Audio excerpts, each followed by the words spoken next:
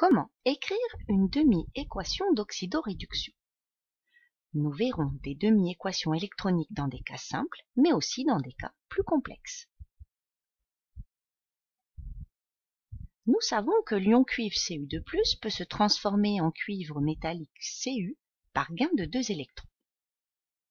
Le cuivre métallique Cu peut également se transformer en ion cuivre Cu2+ par perte de 2 électrons.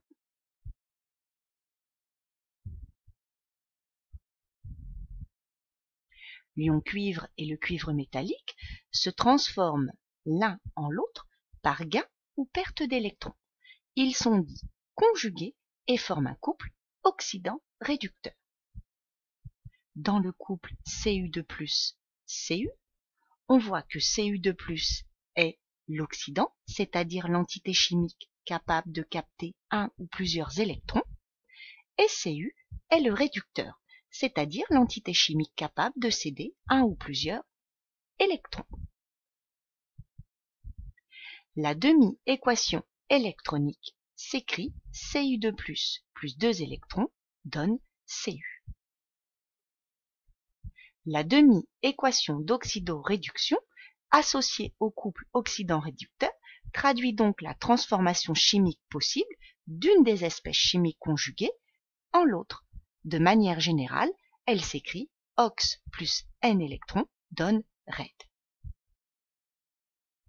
N électrons représente le nombre petit n d'électrons perdus ou gagnés. Le signe égal signifie que le processus est réversible. Voyons plusieurs exemples. Écrivons les demi-équations électroniques associées à ces couples. Voici le couple Al3 plus Al. Al3 plus 3 électrons donne Al. Il faut que l'on ait conservation de la charge électrique. Deuxième couple, Fe3 plus Fe2+.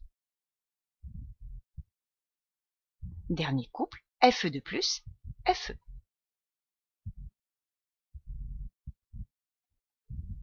Voici les différentes étapes à respecter pour écrire correctement une demi-équation électronique d'oxydoréduction. Une demi-équation d'oxydoréduction obéit aux mêmes règles que les équations chimiques. Voici les différentes étapes. Étape 1, écrire les deux formes du couple séparées par le signe égal. Étape 2, ajuster la stoichiométrie de l'élément chimique, autre que les éléments hydrogène et oxygène, communs aux deux formes. Étape 3, assurer la conservation de l'élément oxygène en ajoutant autant de molécules d'eau que nécessaire. Étape 4, assurer la conservation de l'élément hydrogène en ajoutant autant d'ions H+, ion hydrogène, que nécessaire.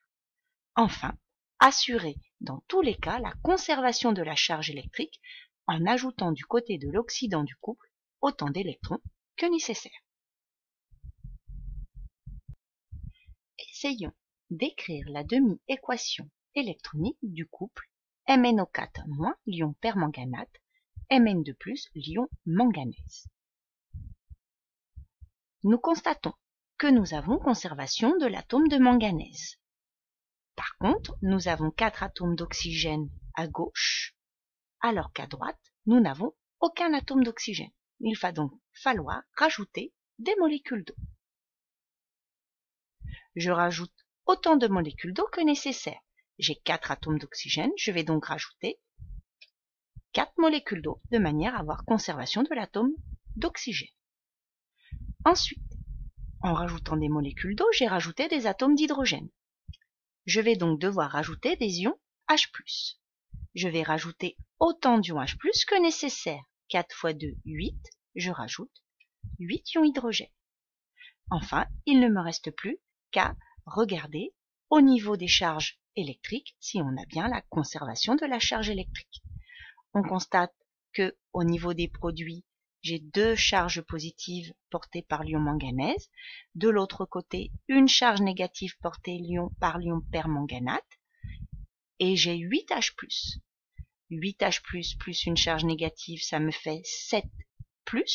Il faut que je rajoute des électrons pour que le résultat me donne 2+.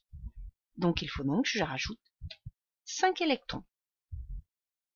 J'ai conservation ainsi de la charge électrique.